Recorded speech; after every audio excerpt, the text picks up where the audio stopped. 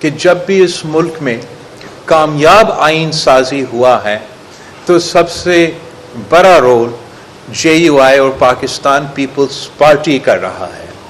اور آج میں سمجھتا ہوں کہ ہم نے جس اتفاق رائے پہ پہنچے ہیں، جس کنسنسس پہ پہنچے ہیں پاکستان پیپلز پارٹی اور JUI نے، اس اتفاق رائے کے نتیجے میں مزید اتفاق رائے بنانے کی ضرورت ہے.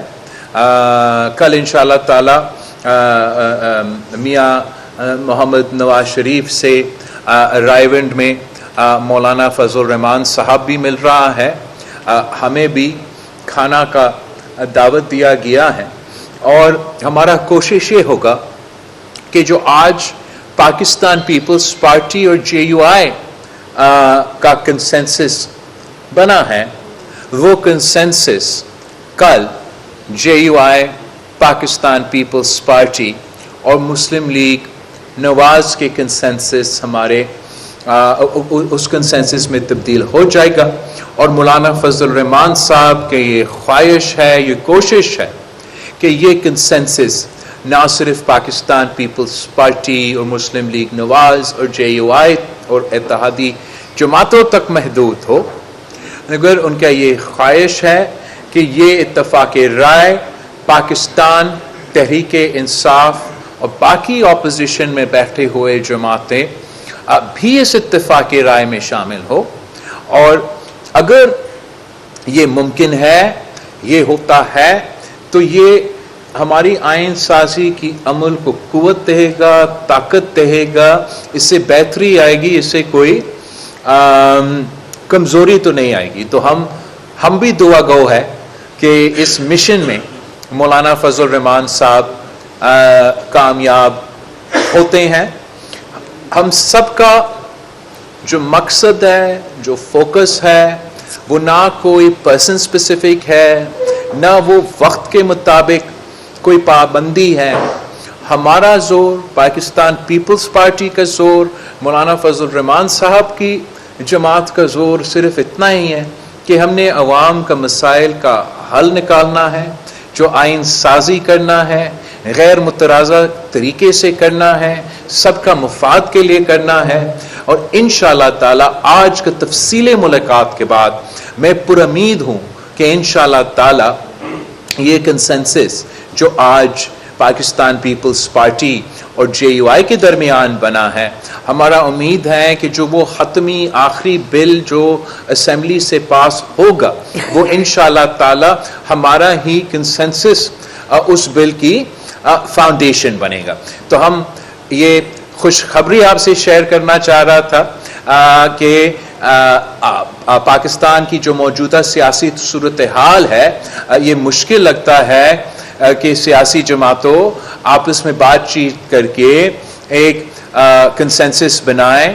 میں امید کرتا ہوں کہ جہاں سے ہم نے آج ابتدا لیا ہے، یہ مختلف پاکستان کے جو مسائل ہیں، چاہے وہ دہشت گردی ہو، چاہے وہ ہمارا معیشت کا مسئلہ ہو، چاہے وہ ہمارا خارجہ سطح کے مسائل ہو، کشمیر سے لے کے فلسطین تک، اسی طریقے سے تمام سیاسی پارٹی اپنی ذات کے لیے نہیں، اپنی سیاسی اسپیسیفکلی ان کی اپنی سیاسی گولز کے لیے صرف نہیں، لیکن جو ملک کے مفاد میں ہے اس کے لیے ہم مل کے کنسنسس بنا سکیں. تو میں ایک بار پھر مولانا فضل الرحمان صاحب کا دلی طور پہ میں نہ صرف شکر گزار ہوں، میں امید رکھتا ہوں کہ پاکستان پیپلز پارٹی اور JUI کا ورکنگ ریلیشن شپ جو ہے وہ بہتری کی طرف جاتا رہے گا.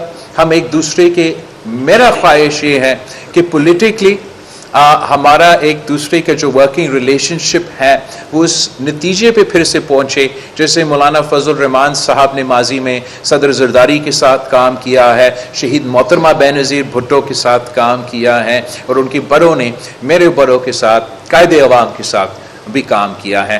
تو میں امید کرتا ہوں کہ میں مولانا فضل الرحمان صاحب کے ساتھ ویسے ہی کام کر سکوں گا، اور آگے جا کے جو آنے والے نسل ہے ہم لمبا اننگز کھیل سکیں گے. آپ سب کا شکریہ. منظم آپ نے بہت انتظار کیا، بہت شکریہ. اتہاں دا پوچھی وٹھو ایکڑو ایتہاں پوچھی وٹھو پھر ادھر آپ دو سوال. ساتھ تھا یہ حجاب کی کیفیت کی آئینی ترامیم کے حوالے سے بہت اچھی خبر ہے آج قوم کے لیے کہ JUI اور پیپلز پارٹی بالا آخر اتفاق رائے پر پہنچے ہیں. کیا آپ کچھ پوائنٹ شیئر کرنا چاہیں گے عوام سے کہ کون سے پوائنٹ ہیں جس پہ آپ دونوں پارٹیز کسی ایک نتیجے پہ پہنچے ہیں جس پہ نون لیگ کو شامل کرنا ہے؟ میں سمجھتا ہوں کہ مناسب یہ ہوگا کہ جب ہم کل مل رہے ہیں میاں محمد نواز شریف صاحب سے تو ہم اپنا کسی بات کو آپ کے سامنے رکھنا شاید مناسب نہیں ہوگا. امید یہ ہے کہ ہم ان کے ساتھ بیٹھ کے مزید کنسنسس بنائیں گے اور اس کنسنسس پہ جب ہم سب اسی اتفاق رائے کے حامل ہیں تو اسی اتفاق رائے کے ساتھ ہم وہ کنسنسس آپ کے سامنے رکھیں گے. اچھا مولانا صاحب میرا آپ سے سوال یہ ہے کہ آپ آئینی بینچ کا ذکر کیا کرتے تھے, پیپلز پارٹی آئینی عدالت کی بات کر رہی تھی, تو اب یہ اتفاق رائے بینچ پر ہوا یا عدالت پر ہوا؟ کیونکہ قوم کا اس وقت سب سے بڑا مسئلہ یہی ہے اس ایک نقطے پر. بیٹا ہم نے بھی بال ایسے سفید نہیں کیے ہیں. یہی سوال انہوں نے کیا, آپ نے دوسرے لہجے میں سوال کیا, تو جواب وہی ہے جو بلاول صاحب نے دیا.